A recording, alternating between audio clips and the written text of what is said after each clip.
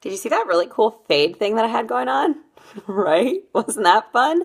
I just have my phone like sitting up against the back of my computer. So that looked kind of neat, right? Yes, I am early tonight. Hey, Jenna, what's going on? So I wanted to jump on early because I just got home from an event and I had a couple of things happen tonight. So I wanted to jump on now and talk about this topic before it sort of left my mind. Guys, when I get ready to do my scopes at night, I always plan to like have a topic to talk about. Hey, hi, thanks. I always have a topic that I'm going to talk about. And then 2 seconds before I get ready to jump on Periscope, I'm like, change topics, got something different to talk about. So I like coming to you without something like formulated and planned and something that's like I put into a box and then I'm going to speak to you about it because I like to just talk about whatever it is I want to talk about for the night. So this is probably like one of the few and only times that you guys see me with my hair down, right? Makeup on, like, oh my gosh, look at this. Like, it's amazing, right? So just bear with me while I go through this because I'm not normally like in normal clothes. I had a happy hour that I was going to tonight with a bunch of friends. So it was a really fun time. It's Cinco de Mayo. I was at an Italian place. Makes a lot of sense, right? Okay, so let's go ahead and dive into the content for tonight. For those of you who are joining me for the first time or catching me on the replay, my name is Sarah Bergstein. That's Oliver, my cat. I'm a personal trainer and nutrition coach, and I run the website sarahbergstein.com, and I teach people how to meal prep. Tonight, though, I'm going to talk to you about a little bit of real talk and motivation. Now, we talked about the same topic last night, but something happened today that brought this topic up, made me want to talk to you guys about it. So I had someone that I work with who had applied for an opportunity within the Air Force that he was really excited about and didn't get picked up for that opportunity. Thank you. Appreciate it, Jenna. I actually was talking about you last night on my scope and sent a bunch of people over to your website. So if you had a bunch of random traffic today, I love you. So guys, yeah, and now you've got another follower down there too. So I had this person who didn't make a certain opportunity that he was looking for, and he's really bummed about it. And I think, rightfully so, it'll take him a little time to bounce back from it. We're all disappointed. We're always disappointed when we don't get that one thing we're looking for, right? That one opportunity that we're shooting for. So this scope tonight is about what to do next when you don't get what you want, right? Because that can be a really hard thing to handle. And so what do you do when you don't get what you want? What's the next step? Well, it's a two-part thing for me.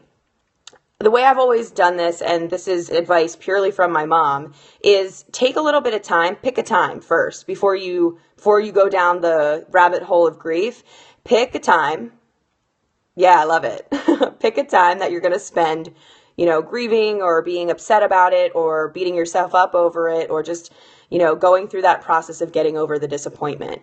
Pick a time. It can be, 4 hours. It could be 24 hours. It could be a couple of days. But give yourself an allotted amount of time that you're going to go through that so that when that time slot is over, it's time for you to jump back on the horse. That's part 2 of this.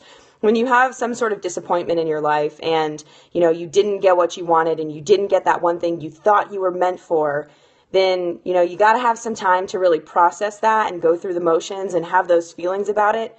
But the next step is get back on the horse and find a plan B, right? Hi, thanks for joining. So I think this can be really tough for all of us, but we've all experienced disappointment in our lives, right? I think so too, Jenna. I'm definitely the type of person, and Jenna is the first person who could tell you this.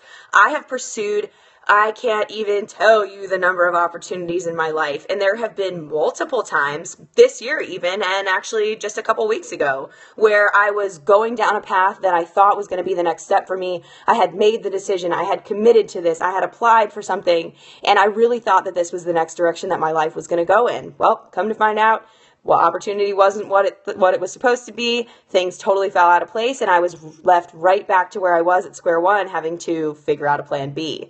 So, I gave myself like literally an hour or so to be upset about it. I was also recovering from surgery and doing all these different things at the time. So, time to get back on the horse and find the next thing, right?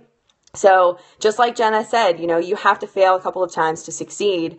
And that's definitely the case for what this person is going through tonight. I think Yeah, keep on trying.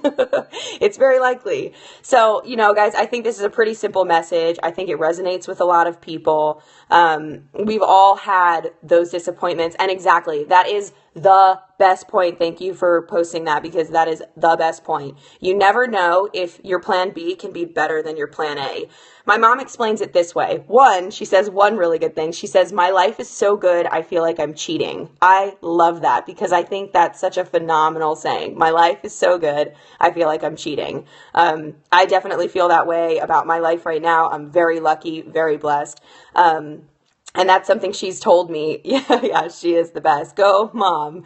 But the other thing that she tells me is, if I had it all the way, I have everything I want. It just doesn't look anything like I thought it would. As if to say, if I had every single thing I ever wanted in my life, I would have never had all the things that I have today. So yeah, you can look back and say, well, coulda, shoulda, woulda, you never know because that's the past and it went the way it went. You can go all deep into all of it. But the bottom line of what she's saying is, I have everything I ever think I wanted in my life. So I have happiness, I have love, I have family, I have, maybe not perceived wealth as in money, but I have the wealth of my life, of all the joys of my life that I want. And so I think that's an important takeaway. And it's a great point that she always makes because we force ourselves to go down this path in life, and we want certain things. We want to make certain things happen.